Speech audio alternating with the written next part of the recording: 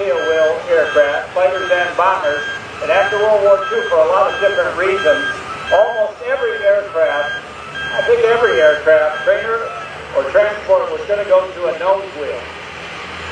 Reasons why: good forward visibility and good landing crosswind capability. If it's a tailwheel airplane, when that tail goes down, you can't see over the nose.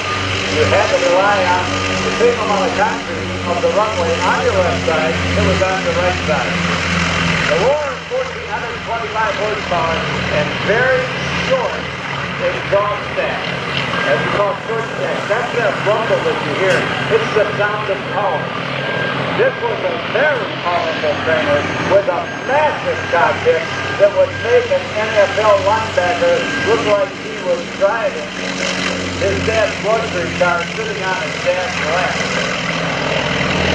They're playing accepted by the legendary Bob Cooper.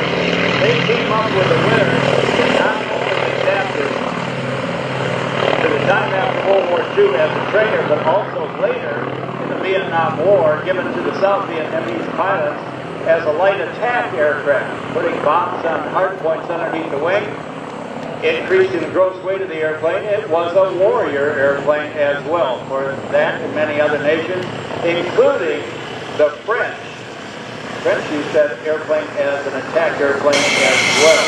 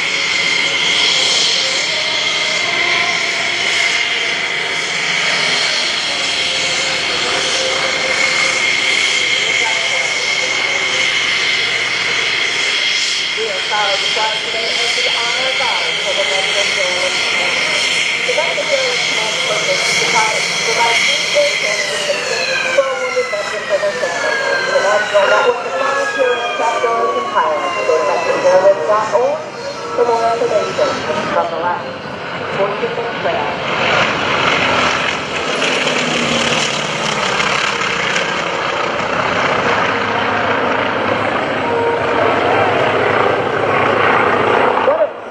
Thank you to everybody that's out here working to put this air show together. This is our Captain's Day. We are at 5 ships flying today. Number 6 is inbound. We were hoping you'd join us here before we do, and we will be here tomorrow.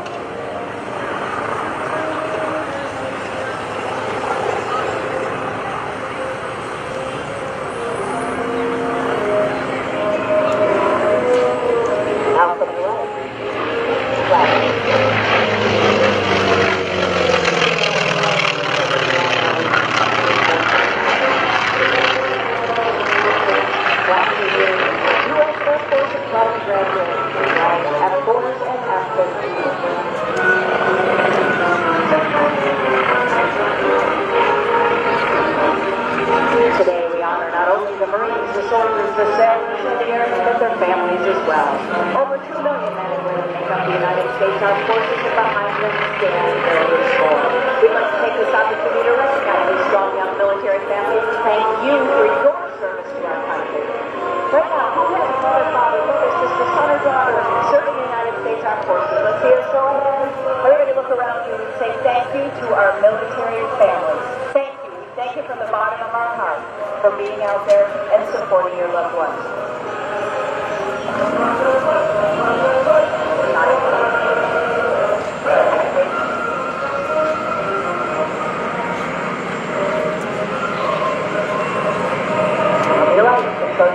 In the Dirty Diamond. Notice speed brakes down, gear down. As they get here to the center, their boss will call for the power to come up. Then you need to come up to the speed brakes to come up.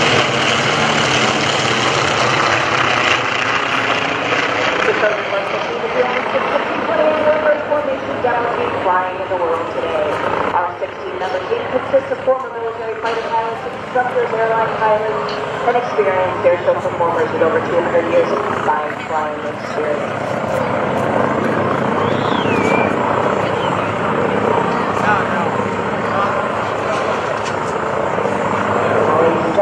Point in our program where I ask you to look to the left and look to your right to find both of our solo pilots. Today we've got the opposing solo coming in from the left.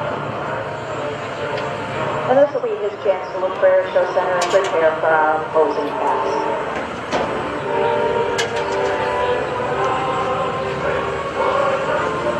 All of our pilots own and operate their own aircraft. You're going to notice that our aircraft are not all painted alike. Each is painted in our authentic military paint scheme representing a unit in which the T-28 once served.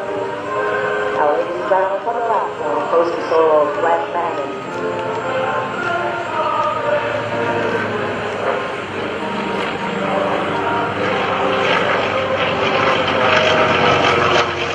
Some of the air shows that the Trojan horsemen have appeared in the past include Sonic Prime, Thunder in the Louisville, Charleston, Air Expo, Marine Corps Station, Perry Point, Shaw Air Force Base, Scott Air Force Base, Rainbow Air Station, Oceana.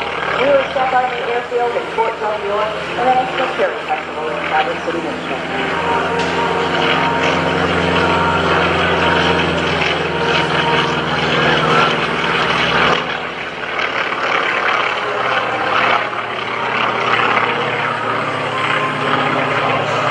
Ladies and gentlemen, coming left. Portion of the fitness trip, strong right.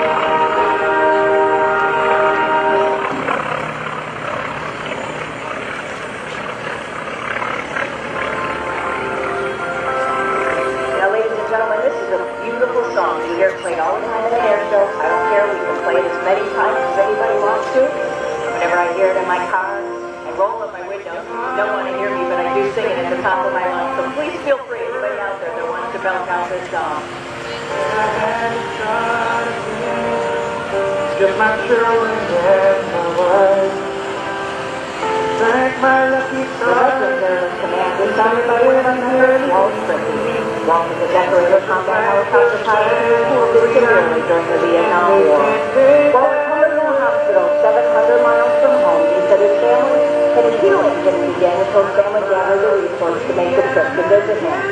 That realization stayed with him and was a seed that grew into the veterans there in his command. We want to help these strong young military families, and we want to use private aviation to bring them together. We'd like you to please go to veteransareas.org, learn about this fabulous organization, and ask me on our airplane later how you can help bring our service members and their families together during their time of need and recovery from their wounds. Now, ladies and gentlemen, to the left, our opposing solo is joined with Porsche.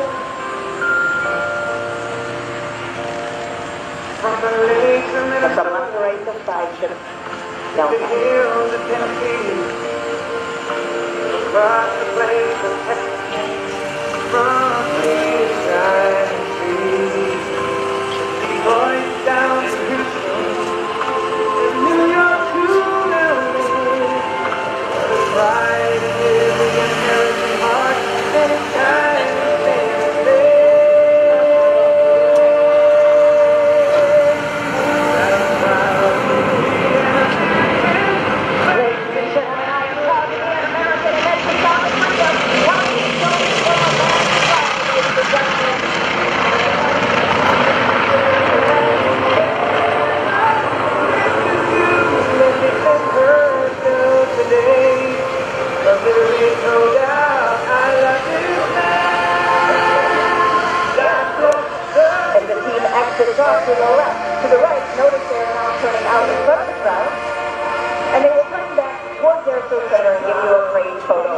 opportunity. So here's a chance now to get your cameras out if you'd like a quick picture. 2011 marks the 100th anniversary of naval aviation, and aircraft are essential elements to the Navy, the Marine Corps, and the Coast Guard. This year, we not only celebrate the successes, but we honor those who have served, and we're looking forward to a really bright future. The T-28 Trojan with its Blue Owl Lady 1425 Wright radial engine served as part of the rich naval aviation history for over 30 years.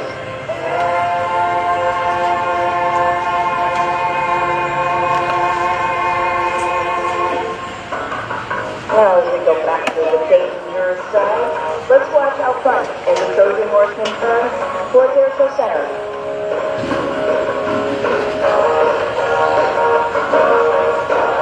Flight lead is now called for the smoke to come on and take turn towards the Air Show Center.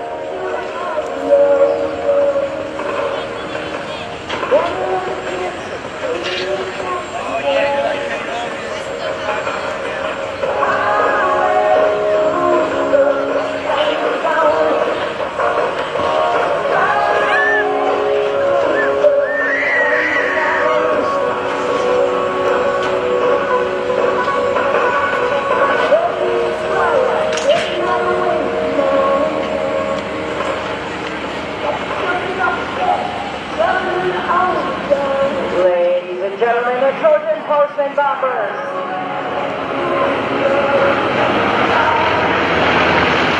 As the team passes overhead and turns to come by the station line, it will be my opportunity to introduce you to my teammate.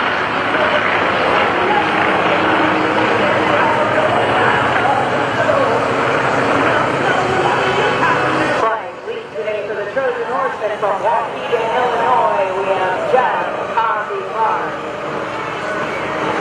Jack holds commercial licenses and seaplane rider rating. He once brought his Cessna all the way from Salzburg, Austria, back to Chicago, Illinois.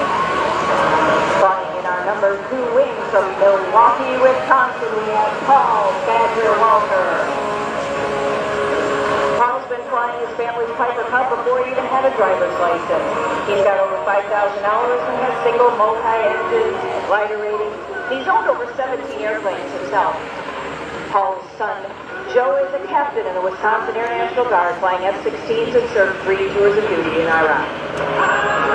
Flying our number 3 from Princeton, New Jersey, we have Andrew Harry Potter Swart. Andrew joined the Warbird community when he bought his T-28, and his total flight hours, more than 60% of them are in his T-28, and 60% of those are flying formation. Flying our number 4 slot position from Cincinnati, Ohio, we have Jim Stiffy Stick. Jim's the team's managing member, been flying for 25 years, holds commercial and FAA certified flight instructor rating. He owns a broadcast engineering company in Cincinnati. Flying as our opposing solo from Concord, North Carolina, we have Jack Flash Mangan. Jack is a graduate of the U.S. Air Force Academy and spent 13 years on active duty in the Air Force, flying over 2,500 hours in F-15 and F-4 aircraft. Our lead solo, who will be joining the team upon landing here from Springfield, Illinois, is Ralph Steinhoff Lasser. Ralph is an MD and clinical professor in the Department of Anesthesiology in Springfield, Illinois. Ralph is also a very accomplished skydiver with over 1,300 jumps and 15 hours of free fall time. Ladies and gentlemen, my name is Lisa Cosmo Heidinger. I'm from Cincinnati, Ohio, and I'm very, very happy to be here today. We'd like to ask you, anybody that's got great pictures, find the Trojan Horseman on Facebook. Please post your pictures there. We'd also like to thank some of our sponsors, Vidalo Sunglasses, Raptor Aviation, and Canon Aviation Insurance. Ladies and gentlemen, I give you the Trojan Horseman, and Danny, I send it right back up to you, my dear. Lisa, you are good. A big round of applause for Lisa Heidinger, providing you with a chance to get into the cockpit of the Trojan Horseman. And they're marking Wright-powered engine T-28, the Trojan. First came off the assembly line in 1949. One fantastic airplane flown by very talented pilots.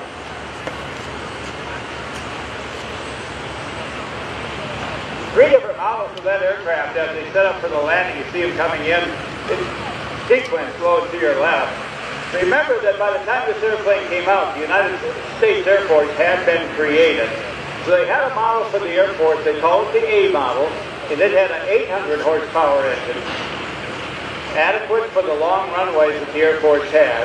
They came out with an airplane, the B model, with the engine like the engine that are in these, the big 1425 horsepower engine, for the Navy and Marines to train on the ground for carrier landing.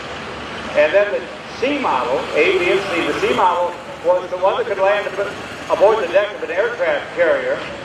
They shortened the propeller a little bit so on those controlled crash landings on the deck of an aircraft carrier, the prop tips would not hit the deck.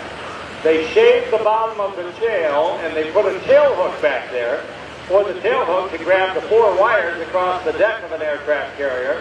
And where they shaved the bottom of that, you can see one on that orange and white airplane, there is a striped tail hook on the one that's just behind the Thunderbird's aircraft.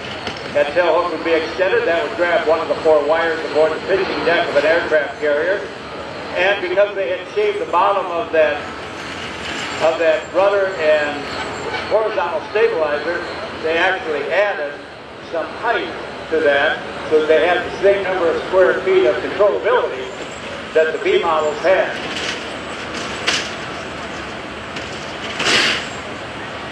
A very easy airplane for the maintainers to work on. They could actually utilize a self-contained ladder behind the engine and work on the back of the engine without taking it off or without opening up the cowling. A lot of room in that compartment to work on anything at the rear accessory section of the airplane. If you needed to work on parts of the cylinders of the airplane, the cowlings or hinges, they came up and out and accessible very rapidly.